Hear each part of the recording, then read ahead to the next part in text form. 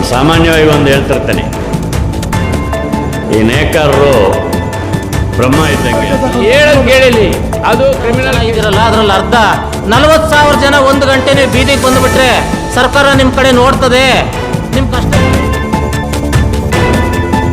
ಬ್ರಹ್ಮನಿಗೆ 4 ಮುಖ ಇತ್ತಂತೆ. ಒಂದು ಮುಖನ ಶಿವ ಕಿತ್ಬಿಟ್ನಂತೆ.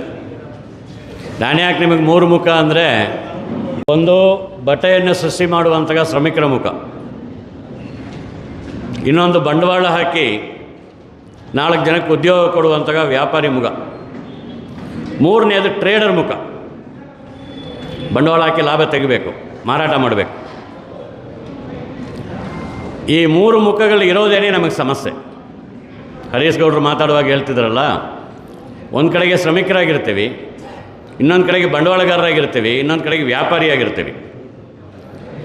ಎಲ್ಲಿ ಲಾಭ ಬರ್ತದೋ ಅಲ್ಲಿ ಹಾರ್ಕೊಂಡು ಹೋಗಬೇಕು, ಇನ್ನೊಂದು ಕಡೆಗೆ ಶ್ರಮನೂ ಬೇಕು.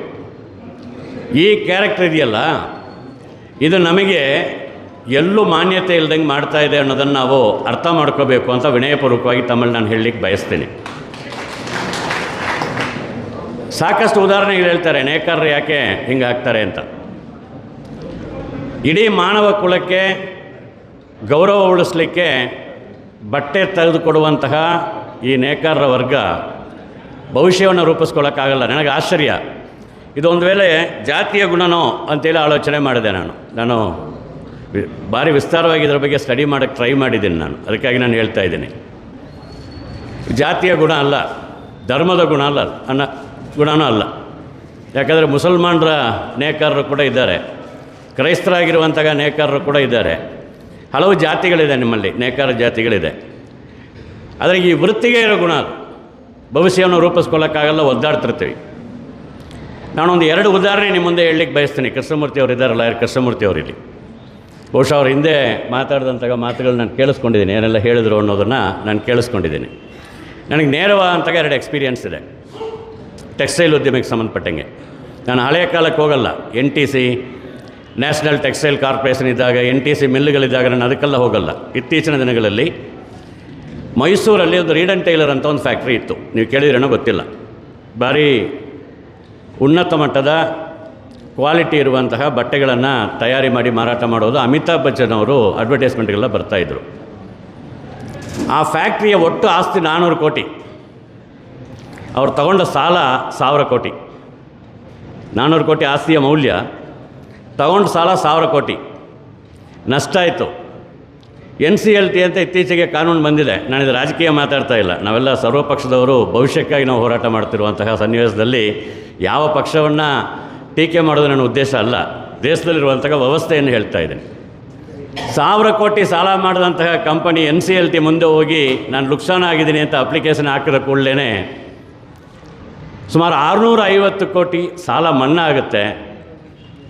400 ಕೋಟಿ ಇರುವಂತಹ ಆಸ್ತಿಯನ್ನು 325 ಕೋಟಿಗೆ ಮತ್ತೊಂದು ಕಂಪನಿ ಹರಾಜಲ್ಲಿ ತಗೊಳ್ತದೆ, ಸಾಲ ಎಲ್ಲ ಮನ್ನಾ ಆಗುತ್ತೆ.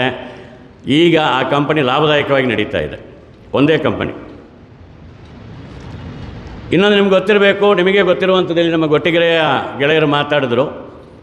ಆನೇಕಲ್ಲಲ್ಲಿ ಒಂದು ಫ್ಯಾಕ್ಟ್ರಿ ಇದೆ, ಒಂದು ಕಾಲಕ್ಕೆ ಭಾರಿ ಫೇಮಸ್ ಆಗಿದ್ದು ಸ್ಟೆಲ್ಲಾ ಸಿಲ್ಕ್ಸ್ ಅಂತ. ಆಮೇಲೆ ಈಸ್ಟರ್ನ್ ಸಿಲ್ಕ್ ಇಂಡಸ್ಟ್ರಿ ಅಂತ ಆಗಿದೆ. ಇದು ಯಾಕೆ ಸ್ಪೆಸಿಫಿಕ್ಕಾಗಿ ಉದಾಹರಣೆ ಕೊಡ್ತಾ ಇದ್ದೀನಿ ಅಂದರೆ, ಅದು ನುಕ್ಸಾನ ಆಗಿತ್ತು. ಕಂಪನಿಯ ಮಾಲೀಕ ಹೋಗಿ ಕೋರ್ಟ್ ಮುಂದೆ ಅರ್ಜಿ ಹಾಕಿದ, ನಾನು ನುಕ್ಸಾನ ಆಗಿಬಿಟ್ಟಿದ್ದೀನಿ, ಸಾಲ ತೀರಿಸಲಿಕ್ಕಾಗಲ್ಲ ಅಂತ. ಒಂದು ಕಂಪನಿ. ಈಗ ಇನ್ಯಾರೋ ಬಂದು ಆ ಕಂಪನಿಯನ್ನು ಟೇಕ್ ಓವರ್ ಮಾಡಿ ನಡೆಸ್ತಾ ಇದ್ದಾರೆ. ಆ ಕಂಪನಿ ಮಾರಾಟ ಮಾಡಿದ್ರಲ್ಲಿ ಎಷ್ಟು ಹಣ ಬಂತೋ ಆ ಹಣ ಬಿಟ್ಟು ಮಿಕ್ಕಿದ ಎಲ್ಲ ಸಾಲನೂ ಮನ್ನಾ. ಗೆಳೆಯರೇ, ನಾನೊಂದು ಮಾತು ಹೇಳ್ತೀನಿ, ಟೆಕ್ಸ್ಟೈಲ್ ಇಂಡಸ್ಟ್ರಿಯಲ್ಲಿ ನಷ್ಟಕ್ಕೊಳಗಾಗೋದು ಲಾಭದಾಯಕ ವ್ಯಾಪಾರ. ಯಾರಿಗೆ? ನಿಮಗಲ್ಲ, ದೊಡ್ಡ ಬಂಡವಾಳಗಾರರಿಗೆ, ಸಾಮಾನ್ಯ ಜನಕ್ಕಲ್ಲ. ಅವ್ರ ನಷ್ಟ ಆದರೆ ಅದು ಲಾಭದಾಯಕ ವ್ಯಾಪಾರ. ನಷ್ಟ ಆಗಿದೆ ಅಂತ ಹೇಳಿದ್ರೆ ಸಾಲ ಮನ್ನಾ ಆಗುತ್ತೆ. ಈಗ ನಮಗೆ ಕತ್ತಲು ಭವಿಷ್ಯ ಮುಂದೆ ಕಾಣ್ತಾ ಇದೆ. ಇದರಿಂದ ನಮ್ಮನ್ನು ರಕ್ಷಣೆ ಮಾಡ್ಕೊಳ್ಳೋದು ಹೆಂಗೆ ಅಂತ ನೀವು ಯೋಚನೆ ಮಾಡ್ತಾಯಿದ್ರಿ. ವೆಂಕಟೇಶ್ ಅವ್ರನ್ನ ಹೇಳುವಾಗ ಸರಿಯಾದಂಥ ಪ್ರಶ್ನೆ, ಸರಿಯಾದಂಥ ಸಮಯಕ್ಕೆ ಮಧ್ಯಪ್ರವೇಶ ಮಾಡಬೇಕು ನಾವು. ನೋಡಿ, ನಾವು ಎಷ್ಟು ಆಲೋಚನೆ ರಹಿತರಾಗಿರ್ತೀವಿ ಅಂದರೆ, ನಾನು ನಿಮ್ಮನ್ನು ಟೀಕೆ ಮಾಡ್ತಾ ಇಲ್ಲ, ಸತ್ಯ ಹೇಳ್ತಾ ಇದ್ದೀನಿ. ಕರ್ನಾಟಕ ರಾಜ್ಯದಲ್ಲಿ 2019ರಿಂದ 2024ರವರೆಗೆ ಹ್ಯಾಂಡ್ಲೂಮ್ ಪವರ್ಲೂಮ್ ಪಾಲಿಸಿ ಅಂತ ಒಂದು ಪಾಲಿಸಿ ಇತ್ತು. ಮಾರ್ಚ್ 31ಕ್ಕೆ ಅದು ಕಾಲಾವಧಿಯಾಗಿದೆ. ಅದರ ನಂತರ ಒಂದು ಪಾಲಿಸಿ ಬರಲಿಲ್ಲ. ಈ 5 ವರ್ಷ ಇದ್ದ ಪಾಲಿಸಿಯಲ್ಲಿ ನೀವೆಲ್ಲ ಸ್ವರ್ಗಕ್ಕೆ ತಲುಪಿಬಿಟ್ಟಿದ್ದೀರಾ, ಬೆಳೆದು ಬಿಟ್ಟಿದ್ದೀರಾ, ಕೊರತೆಗಳೇ ಇಲ್ವಾ? ಒಂದು ರಾಜ್ಯ ಸರ್ಕಾರ ಇದ್ದಂತಹ ಪಾಲಿಸಿಯನ್ನು ಕೈ ಬಿಡುವಾಗ ಪರ್ಯಾಯ ಏನು ಅಂತ ಆಲೋಚನೆ ಮಾಡಬೇಕೋ ಮಾಡಬಾರದು, ಕೇಳೋದು ನಮ್ಮ ಜವಾಬ್ದಾರಿನೋ ಇಲ್ವೋ? ಒಂದು ರಾಜ್ಯ ಸರ್ಕಾರ ತನ್ನ ಜವಾಬ್ದಾರಿಯನ್ನು ನಿರ್ವಹಿಸಿಲ್ಲ, ಕೇಳುವಂತಹ ಜವಾಬ್ದಾರಿಯನ್ನು ಇದ್ದಂತಹ ನೀತಿಯಿಂದ ನಮಗೆ ಇಷ್ಟು ಪ್ರಯೋಜನ ಆಗಿದೆ ಅಥವಾ ಪ್ರಯೋಜನ ಆಗಿಲ್ಲ, ಇದಕ್ಕಿಂತಲೂ ಉತ್ತಮ ಪ್ರಯೋಜನ ಆಗಲಿಕ್ಕೆ ಇಂಥ ವಿಚಾರಗಳನ್ನು ಸೇರಿಸ್ಕೊಂಡು ಒಂದು ನಿಯಮವನ್ನು ನೀತಿಯನ್ನು ರೂಪಿಸಿ ಅಂತೇಳಿ ನಮ್ಮ ಕೈಲಿ ಹೋರಾಟ ಮಾಡಲಿಕ್ಕೆ ಸಾಧ್ಯ ಆಗಿತ್ತಾ? ಈ 3 ಮುಖಗಳಲ್ಲಿ ಯಾವ ಮುಖ ಅಂತ ನೀವು ಆಲೋಚನೆ ಮಾಡಿ ನೋಡ್ರಿ. ಈಗ ಸೂರತ್ ಸೀರೆಯಲ್ಲಿ ಬರ್ತದೆ, ಮಾರಾಟ ಆಗ್ತಾ ಇದೆ, ನಮಗೆ ಬದುಕಿಲ್ಲ ಅನ್ನುವಾಗ ಸೂರತ್ ಸೀರೆ ನಿಲ್ಲಿಸಬೇಕು ಅಂತ ಹೋರಾಟ ಅಣಿನರಳ್ತಾ ಇದ್ದೀವಿ. ತಕ್ಷಣದ ಪರಿಹಾರ, ತಕ್ಷಣ ಒಂದು ಪರಿಹಾರ ಸಿಕ್ಕಿ ನಮ್ಮ ಮನೆಯಲ್ಲಿರೋ ಸೀರೆ ಮಾರುಕಟ್ಟೆಗಳಿಗೆ ಶುರು ಆದರೆ, ಮಗ್ಗ ನಿಲ್ಲದೆ ಓಡೋಕ್ಕೆ ಶುರು ಆದರೆ ಕಲ್ಯಾಣ ಮಂಟಪದಲ್ಲಿ ಚೇರ್ಗಳು ಖಾಲಿ ಇರ್ತದೆ. ಅಲ್ಲಿ ಮಗ್ಗ ನಿಂತರೆ ಇಲ್ಲಿ ಚೇರ್ ತುಂಬ್ತದೆ. ಹೋರಾಟಗಳಲ್ಲಿ ಜನ ಬರ್ತಾರೆ, ಮಗ್ಗ ನಡೆಯೋವರೆಗೆ ತಿರುಗಿ ನೋಡ್ಲಿಕ್ಕೆ ಪುರುಸೊತ್ತಿಲ್ಲ. ಹಂಗೇನೆ ಹೇಳ್ತಾರೆ, ಲಕ್ಷ್ಮಿ ಮನೆಗೆ ಬಂದರು, ಮನೆಯೊಳಗೆ ಬರಲಿಲ್ಲ ನೇಕಾರನ ಮನೆಗೆ, ಯಾಕಂದರೆ ಲಕ್ಷ್ಮಿ ಕರೆದಲಂತೆ, ಬಾರಪ್ಪ ಸ್ವಲ್ಪ ಆಚೆ ಮಾತಾಡಬೇಕು ಅಂತ. ತಡಿ 2 ಆಟ ಓಡಿಸ್ಬಿಟ್ಟು ಬರ್ತೀನಿ ಅಂತ ಕಾಯಿಸ್ತಾ ಇದ್ದನಂತೆ. ಅವಳು ಪಕ್ಕದ ಮನೆ ಶೆಟ್ರ್ ಮನೆಗೆ ಹೋಗ್ಬಿಟ್ಲು ಅಂತೇಳಿ ನೀವೇ ಕತೆ ಹೇಳ್ತೀರಿ. ನಮಗೆ ಮಗ್ಗ ಓಡ್ಬಿಟ್ರೆ ಭವಿಷ್ಯ ಮರ್ತೋಗುತ್ತೆ, ಲಾಲಿ ನಿಂತೋದ್ರೆ ಬದುಕು ನೆನಪು ಬರ್ತದೆ. ಸೊ ಲಾಲಿ ನಿಲ್ಲಬಾರ್ದು. ಆದರೆ ಪ್ರಶ್ನೆ ಏನು, ಲಾಲಿ ಇಲ್ಲದ ಮಗ್ಗ ಇದೆಯಲ್ಲ, ಅದು ನಿಮ್ಮ ಭವಿಷ್ಯಕ್ಕೆ ಚಾಲೆಂಜ್ ಆಗಿಬಿಟ್ಟಿದೆ. ಈಗ ಲಾಲಿ ರಹಿತ ಮಗ್ಗ ಈಗ ಬದುಕಿಗೆ ಚಾಲೆಂಜ್ ಆಗಿಬಿಟ್ಟಿದೆ. ಏನಪ್ಪ ಮಾಡೋದು? ಇದು ಸಮಸ್ಯೆ. ನಾನು ಸಮಯ ವ್ಯರ್ಥ ಮಾಡಲಿಕ್ಕೆ ಹೋಗಲ್ಲ. ನನಗೆ ನಿರ್ದಿಷ್ಟವಾಗಿ ಕೆಲವು ಆಲೋಚನೆಗಳಿದೆ. ಈಗ ಆಲ್ರೆಡಿ ಬೇಡಿಕೆಗಳನ್ನು ರೂಪಿಸ್ಕೊಂಡಿದ್ದೀರಿ. ಯಾವುದೇ ಹೋರಾಟ ಯಶಸ್ಸಾಗಬೇಕಾದ್ರೆ 2 ಪ್ರಮುಖವಾದಂತಹ ಗುರಿಗಳನ್ನು ಹೊಂದಿರಬೇಕು. ಸರ್ಕಾರಗಳ ಮೇಲೆ ಒತ್ತಡ ಅನ್ನುವಂಥದ್ದು ರಾಜಕೀಯ ಪಕ್ಷಗಳ ವಿರುದ್ಧ ನಡೆಯುವಂತಹ ರಾಜಕೀಯ ಹೋರಾಟ ಅಲ್ಲ. ಜನರ ಜೀವನವನ್ನು ಉಳಿಸ್ಕೊಳ್ಳಿಕ್ಕಿರುವಂತಹ ಹಕ್ಕೊತ್ತಾಯ. ಭಾರಿ ಸ್ಪಷ್ಟವಾಗಿ ತಿಳ್ಕೋಬೇಕು. ನಮ್ಮ ಜೀವನವನ್ನು ನಮಗೆ ಉಳಿಸ್ಕೊಳ್ಳಿಕ್ಕೆ ಹಕ್ಕಿದೆ, ಹಕ್ಕನ್ನು ಸಾಧಿಸಲಿಕ್ಕೆ ನಾವು ಮುನ್ನಡೀತೀವಿ ಅನ್ನುವಂತಹ ಪ್ರಯತ್ನ. ಅದು ಸ್ಪಷ್ಟವಾಗಿದ್ದರೆ ನಮಗೆ ರಾಜಕೀಯ ಪ್ರಶ್ನೆಗಳು ಅಡ್ಡ ಬರೋದಿಲ್ಲ, ನಮ್ಮ ಒಗ್ಗಟ್ಟನ್ನು ಯಾರೂ ಮರೀಲಿಕ್ಕಾಗೋದಿಲ್ಲ. ಅವಾಗ ನಾವು ಮುಂದಕ್ಕೆ ಹೋಗುವಾಗ ಏನು ಮಾಡಬೇಕು? ತಕ್ಷಣದ ಬೇಡಿಕೆಗಳೇನು? ಈ ತಕ್ಷಣ ನಾವು ICUಗೆ ಹೋಗದೇನೆ ಬದುಕು ಉಳಿಸ್ಕೊಳ್ಳಿಕ್ಕೆ ತಕ್ಷಣಕ್ಕೆ ಏನು ಬೇಕು? ನಮ್ಮ ಆರೋಗ್ಯವನ್ನು ಕಾಪಾಡಿಕೊಳ್ಳಲಿಕ್ಕೆ ದೀರ್ಘಕಾಲಿಕ ಏನು ಬೇಕು? ಇದು ಎರಡನ್ನು ನಾವು ಆಲೋಚನೆ ಮಾಡಬೇಕು. ದೀರ್ಘಕಾಲಿಕ ಯೋಚನೆಗಳನ್ನು, ಬೇಡಿಕೆಗಳನ್ನು, ಹಕ್ಕೊತ್ತಾಯಗಳನ್ನು ನಾವು ರೂಪಿಸುವಾಗ ನಾವು ಒಂದಷ್ಟು ಸಮಾಲೋಚನೆಯನ್ನು ಮಾಡ್ಕೋಬೇಕು. ನಮಗೆ ಈ ಪರಿಸ್ಥಿತಿ ಯಾಕೆ ಪದೇ ಪದೇ ಬರ್ತಾ ಇದೆ? ಈ ರೀತಿಯಾದಂತಹ ಪರಿಸ್ಥಿತಿ ಬಂದಾಗ ಇಡೀ ಭಾರತ ದೇಶದಲ್ಲಿ ಹಲವು ರಾಜ್ಯಗಳಲ್ಲಿರುವಂತಹ ನೇಕಾರರು ಪರ್ಯಾಯವನ್ನು ಹೆಂಗೆ ರೂಪಿಸ್ಕೊಂಡಿದ್ದಾರೆ, ಅಭ್ಯಾಸ ಮಾಡಲಿಕ್ಕಾಗಬೇಕು. ನನಗೆ ಗೊತ್ತಿದೆ, ನಿಮ್ಮ ಸಭೆಗಳಲ್ಲಿ ಮಾತ್ರ ಅಲ್ಲ, ನಮ್ಮ ಕಾರ್ಮಿಕರ ಸಭೆಗಳಲ್ಲೂ ಕೂಡ ನಾವು ಭವಿಷ್ಯದ ಬಗ್ಗೆ ಇದೆಲ್ಲ ಸ್ವಲ್ಪ ಎಚ್ಚರ ತಗೋಬೇಕು ಅಂತ ಮಾತಾಡಿದ್ರೆ ಯಾರೂ ಕೇಳಿಸ್ಕೊಳ್ಳಲ್ಲ, ಆಸಕ್ತಿನೂ ತೋರಲ್ಲ. ನಮಗೆ ತಕ್ಷಣ ಬಂದು ಕೂಡಲೇ ದೋಸೆ ತಿರುಗಾಕಿಸಿ ಬೇಯಿಸ್ಬೇಕು. ನಮಗೆ ಸ್ವಲ್ಪ ಮೊದಲೇನೆ ಹಿಟ್ಟು ರುಬ್ಬಿ ಹದ ಮಾಡಿಕೊಂಡು ಒಳ್ಳೆಯ ಹಿಟ್ಟು ಮಾಡಿಕೊಂಡು ಒಳ್ಳೆ ದೋಸೆ ತಿನ್ನೋಣ ಅನ್ನುವಂಥ ಪರಿಸ್ಥಿತಿ ಬರೋಲ್ಲ. ನಾವು ರೆಡಿಮೇಡು ರವೆ ಮತ್ತೊಂದೆಲ್ಲ ರೆಡಿ ಇಟ್ಕೊಂಡು ಮಿಕ್ಸ್ ಮಾಡಿ ಹುಳಿ ಇಲ್ದಂಗೆ ದೋಸೆ ಮಾಡೋದು ಹೆಂಗೆ ಅಂತ ಯೋಚನೆ ಮಾಡ್ತಿರ್ತೀವಿ. ಒಳ್ಳೆ ದೋಸೆ ತಿನ್ನೋದು ಹೆಂಗೆ ಅಂತ ಯೋಚನೆ ಮಾಡಲ್ಲ. ಆದರೆ ಇದನ್ನು ನಾವು ಆಲೋಚನೆ ಮಾಡಬೇಕು. ದೀರ್ಘಕಾಲಕ್ಕೆ ಏನು ಮಾಡಬೇಕು? ನನ್ನ ಸಲಹೆ ಹೊಂದಿದೆ. ಇಲ್ಲಿ ಸಾಕಷ್ಟು ನೀವು ಎಕ್ಸ್ಪರ್ಟ್ಗಳಿದ್ದೀರಿ, ನಾವು ನಮ್ಮಲ್ಲೂ ಈ ಟೆಕ್ಸ್ಟೈಲ್ ಬಗ್ಗೆ ಸಾಕಷ್ಟು ಅಭ್ಯಾಸ ಮಾಡಿರ್ತಕ್ಕಂಥವ್ರು ಇದ್ದೀವಿ. ನಾವು ಸ್ವಲ್ಪ ಕೂತ್ಕೊಂಡು ಒಂದು ದೀರ್ಘಕಾಲಿಕವಾದಂತಹ ಪರಿಹಾರಗಳನ್ನು ಹುಡುಕಬೇಕು. ಅದರಲ್ಲಿ 2 ವಿಧಾನ ಇದೆ. ಒಂದು, ಈಗಾಗಲೇ ನಮ್ಮ ದೇಶದಲ್ಲಿ ಇದ್ದಂತಹ ಕೆಲವು ನಿಯಮಾವಳಿಗಳು, ಕೆಲವು ನಿಯಮಗಳು ಈ ಕೈಗಾರಿಕೆಯನ್ನು ಉಳಿಸ್ಲಿಕ್ಕೆ ಏನೆಲ್ಲ ಇದೆ, ಯಾವುದನ್ನು ಸರ್ಕಾರಗಳು ಕೈಬಿಟ್ಟಿದೆ, ಯಾವ ಕಾರಣಕ್ಕೆ? ನಾನು ಹೇಳೋದು ಹೊಸದಾಗಿ ಒಂದನ್ನು ತರೋಕ್ಕಿಂತಲೂ ಈ ಸರ್ಕಾರ ಈಗಾಗಲೇ ನಮ್ಮ ದೇಶದ ಸರ್ಕಾರಗಳು, ಕೇಂದ್ರ ಸರ್ಕಾರ ಇರಲಿ, ರಾಜ್ಯ ಸರ್ಕಾರ ಇರಲಿ, ನೇಕಾರರಿಗಾಗಿ ಯಾವುದೆಲ್ಲ ಯೋಜನೆಗಳನ್ನು ಇಟ್ಕೊಂಡಿದ್ದವು ಕೈಬಿಟ್ಟು ಅದು ಒಂದಷ್ಟು ಜಾರಿ ಮಾಡಿ ಅನುಭವ ಇರತಕ್ಕಂಥದ್ದು. ಅದನ್ನು ಮತ್ತಷ್ಟು ಉತ್ತಮಪಡಿಸೋದು ಹೆಂಗೆ ಅನ್ನುವಾಗ ಹೊಸ ಡಿಮ್ಯಾಂಡ್ ಆಗಲ್ಲ, ಅದು ಈಗ ಇದ್ದಿದ್ದನ್ನು ಮುಂದುವರಿಸಿ ಅನ್ನುವಂಥ ರೀತಿಯಲ್ಲಿ ಆಗುತ್ತೆ. ಹಾಗಾಗಿ ನೀತಿಯ ಬದಲಾವಣೆ ಅಲ್ಲ, ಪ್ರಾಯೋಗಿಕವಾಗಿ ದೀರ್ಘಕಾಲಿಕ ಪರಿಹಾರಕ್ಕಿರುವಂತಹ ಸಮಸ್ಯೆಗಳನ್ನು ನಾವು ಕಂಡುಹಿಡಿಬೋದು. ಈಗ ಉದಾಹರಣೆಗೆ ನಾನು ಹೇಳ್ತೇನೆ, ನಾವು ಬಹುಶಃ ಕೆಲವು ಕಡೆಯಲ್ಲಿ ಹೋಗೋದಿಲ್ಲ. ನಮ್ಮ ಕರ್ನಾಟಕ ರಾಜ್ಯ ಸರ್ಕಾರನೇ ಈ ಟೆಕ್ಸ್ಟೈಲ್ ಉದ್ಯಮಿಗಿರುವಂತಹ ಹಲವಾರು ರೀತಿಯಾದಂತಹ ಹೊಸ ಟೆಕ್ನಾಲಜಿಗಳನ್ನ ಕೊಡಲಿಕ್ಕೆ, ಮತ್ತೊಂದು ಕೊಡಲಿಕ್ಕಿರುವಂತಹ ಯೋಜನೆಗಳನ್ನು ರೂಪಿಸಿತ್ತು.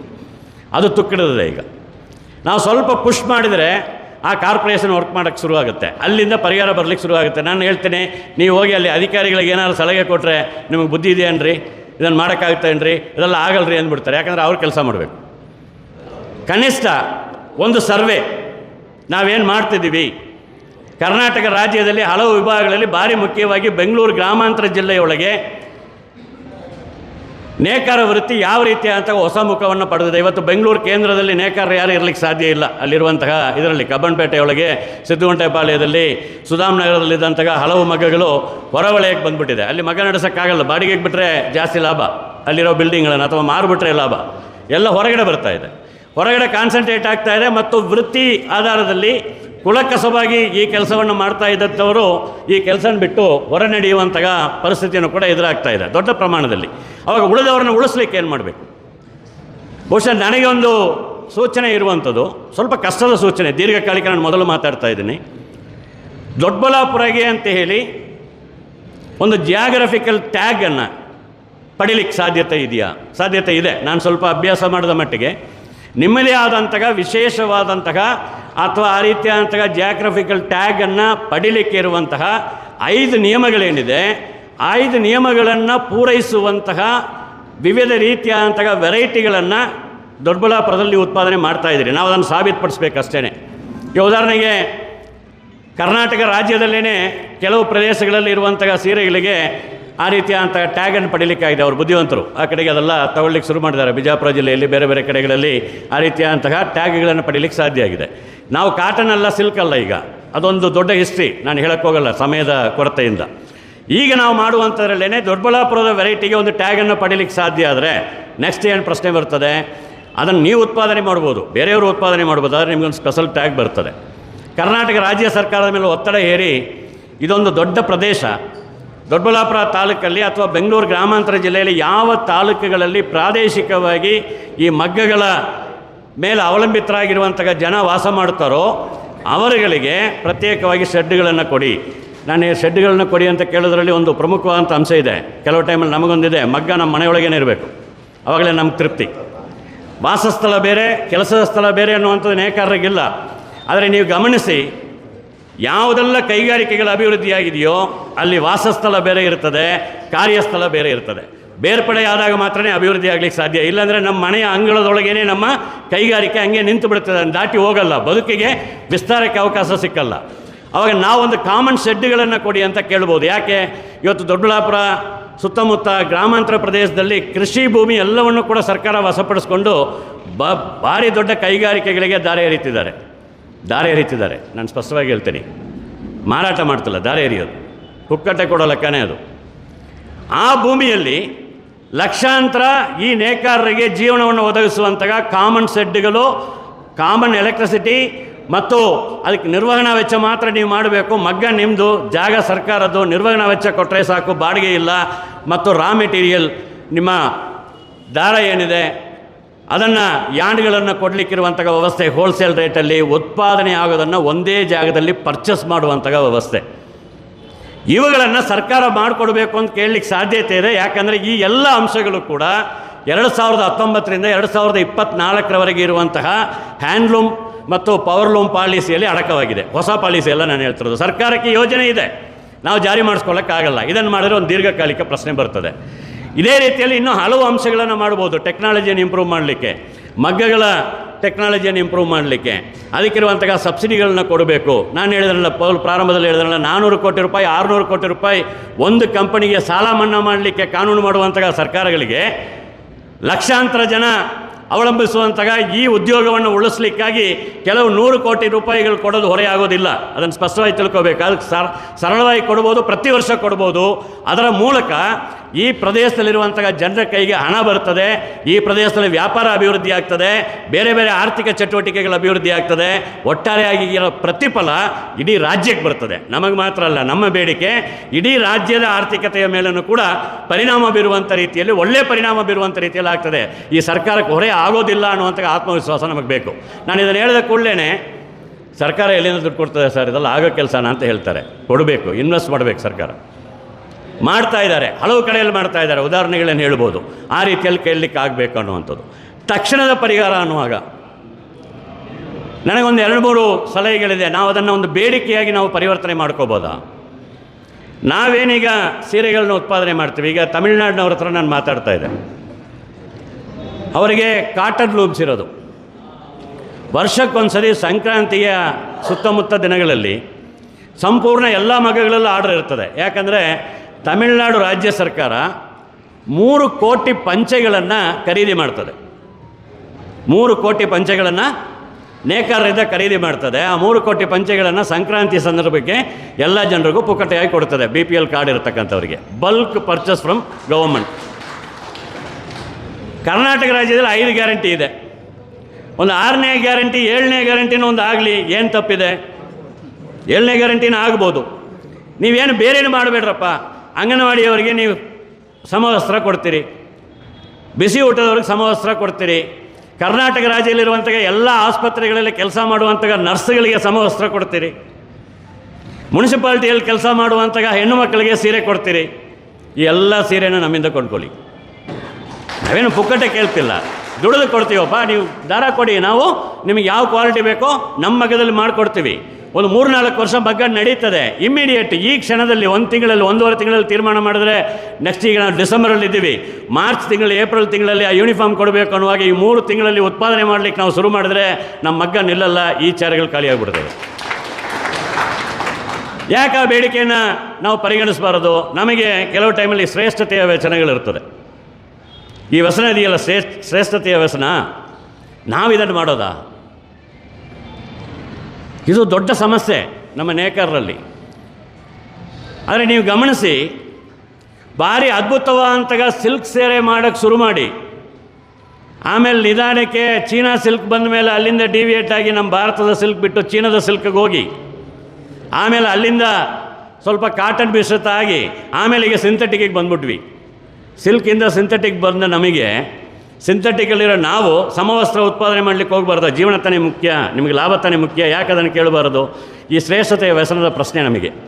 ಇನ್ನೊಂದು ನಿಮಗೆ ಗೊತ್ತಿರಬೇಕು, ಹಳೆ ಕಾಲದಲ್ಲಿ 93-94ರಲ್ಲಿ ನಾನು ವಿಲ್ಲನ್ನು, ನಿಮಗೆಲ್ಲ ಇಲ್ಲಿರೋ ಸುಮಾರು ಜನ ನನಗೆ ಗೊತ್ತಿದೆ, ನಾನು ಅವಾಗ ಹುಡುಗ. ನಾವು ಈ ಕಾರ್ಮಿಕರನ್ನ ಸಂಘ ಮಾಡಿಬಿಟ್ಟಿದ್ದೀವಿ.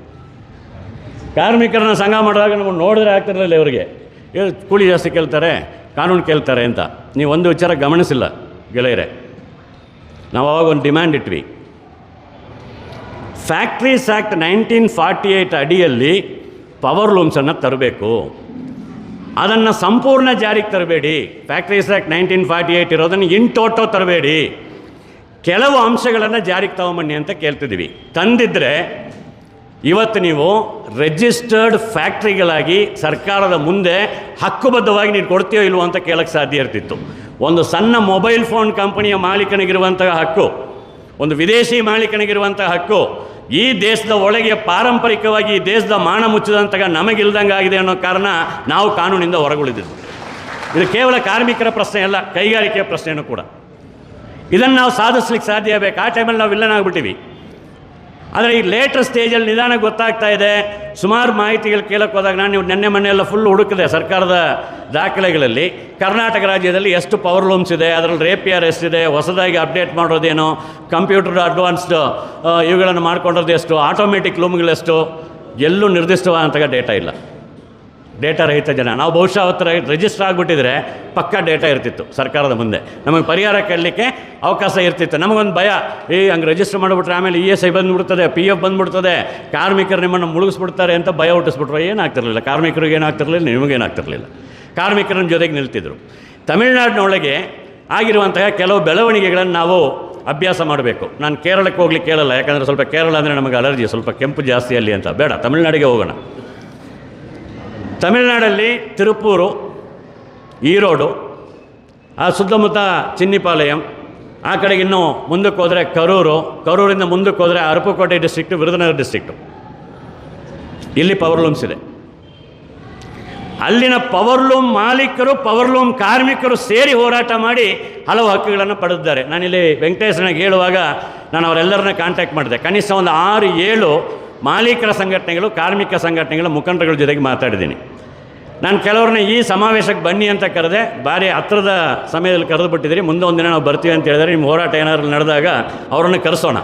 ಆದರೆ ನನ್ನದೊಂದು ಸಲಹೆ ಇದೆ, ನೀವೊಂದು ಸಣ್ಣ ಗ್ರೂಪ್ ಮಾಡಿಕೊಂಡು ಒಂದು 2-3 ಜನ 3 ಟೀಮ್ ಆಗಿ ಈ ಪವರ್ಲೂಮ್ ಕ್ಷೇತ್ರಗಳಿಗೆ ಹೋಗಿ ಅಲ್ಲಿರುವಂಥ ಮಾಲೀಕರ ಜೊತೆಗೆ ಅಲ್ಲಿರುವಂಥ ಸೊಸೈಟಿಗಳ ಜೊತೆಗೆ ಮಾತಾಡಿ ಸರ್ಕಾರದಿಂದ ಏನೆಲ್ಲ ಬೆನಿಫಿಟ್ಸ್ ತೊಗೊಂಡಿದ್ದಾರೆ. ನಮಗೊಂದು ಮಾದರಿಯನ್ನು ಕರ್ನಾಟಕ ರಾಜ್ಯ ಸರ್ಕಾರದ ಮುಂದೆ ಇಡಲಿಕ್ಕೆ ಸಾಧ್ಯ ಆಗ್ತದೆ. ತಮಿಳುನಾಡಲ್ಲಿ ಈ ರೀತಿಯಲ್ಲಾಗಿದೆ, ನೀವು ಅದೇ ಮಾದರಿಯಲ್ಲಿ ಮಾಡಿ. ಕರ್ನಾಟಕ ರಾಜ್ಯ ಸರ್ಕಾರಕ್ಕೆ ನಿರಾಕರಿಸಲಿಕ್ಕೆ ಆಗೋದಿಲ್ಲ. ಒಂದು ಸರ್ಕಾರ ಮಾಡಿದಾಗ ಈ ಸರ್ಕಾರ ಯಾಕೆ ಮಾಡೋಕ್ಕಾಗಲ್ಲ? ಕೇಳ್ಬೋದಾ? ನಾವು ಅಭ್ಯಾಸ ಮಾಡಬಾರ್ದಾ? ಯಾರು ಅಭ್ಯಾಸ ಮಾಡೋದು ನೀವೇ ತೀರ್ಮಾನ ಮಾಡಬೇಕು. ಅದಕ್ಕಿರುವಂಥ ಎಲ್ಲ ಬೆಂಬಲವನ್ನು ನಾವು ಕೊಡಲಿಕ್ಕೆ ತಯಾರಿದ್ದೀವಿ. ಒಂದು ಕಡೆಗೆ ಹೋರಾಟ ಮಾಡುವಾಗಲೇ ನಮ್ಮ ಬೇಡಿಕೆಗಳಲ್ಲಿ ನಿರ್ದಿಷ್ಟವಾದಂತಹ ಕಾರ್ಯಸಾಧುವಾದಂತಹ ಪರ್ಯಾಯ ಇದು ಅನ್ನೋದನ್ನು ಸರ್ಕಾರಗಳ ಮುಂದೆ ಇಡಲಿಕ್ಕಾಗಬೇಕು. ಕೇಂದ್ರ ಸರ್ಕಾರದ ಮುಂದೆನೂ ಕೂಡ ಇಡಲಿಕ್ಕೆ ಆಗಬೇಕು ಅನ್ನುವಂಥ ಪ್ರಶ್ನೆ ಇದೆ. ಅದಲ್ಲದೆ ನಿಮ್ಗೆ ಗೊತ್ತಿದೆ, ಸೂರತ್ ಸೀರೆ ಬರ್ತದೆ, ತಡಿಬೇಕು. ನಾವು ತಡಿತಾ ಇದ್ದೀವಿ. ಸೂರತ್ ಸೀರೆ ತಾನೇ ಬರ್ತದೆ ಇಲ್ಲಿಗೆ? ಅದೇನಾದ್ರು ದೊಡ್ಡಬಳ್ಳಾಪುರಕ್ಕೆ ಟಿಕೆಟ್ ರಿಸರ್ವ್ ಮಾಡಿಕೊಂಡು ಸೂರತ್ತಿಂದ ಬೆಳಗಾಂ ಬಂದು ಬೆಳಗಾಮಿಂದ ಇಲ್ಲಿಗೆ ಬರ್ತದೆ? ತಾನೇ ಬರ್ತದಾ? ಇಲ್ಲಿಂದ ಯಾರೋ ರಿಸರ್ವ್ ಮಾಡ್ತಾ ಇದ್ದಾರಲ್ಲ, ಯಾರವರು?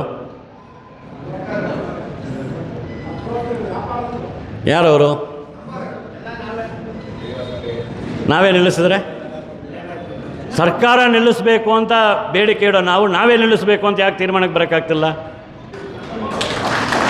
ಸರಳವಾಗಿ ನಾನು ಕೇಳ್ತೇನೆ, ಸರಳವಾಗಿರುವಂಥ ಪ್ರಶ್ನೆ ಯಾಕೆ ಕೇಳೋಕ್ಕಾಗ್ತಿಲ್ಲ ಅನ್ನುವಾಗ, ನೀವು ನೋಡ್ತಿದ್ದೀರಲ್ಲ, BJP, ಕಾಂಗ್ರೆಸ್ಸು, JDS, ಕಮ್ಯುನಿಸ್ಟ್, ಇದೆಲ್ಲ ರಾಜಕೀಯ.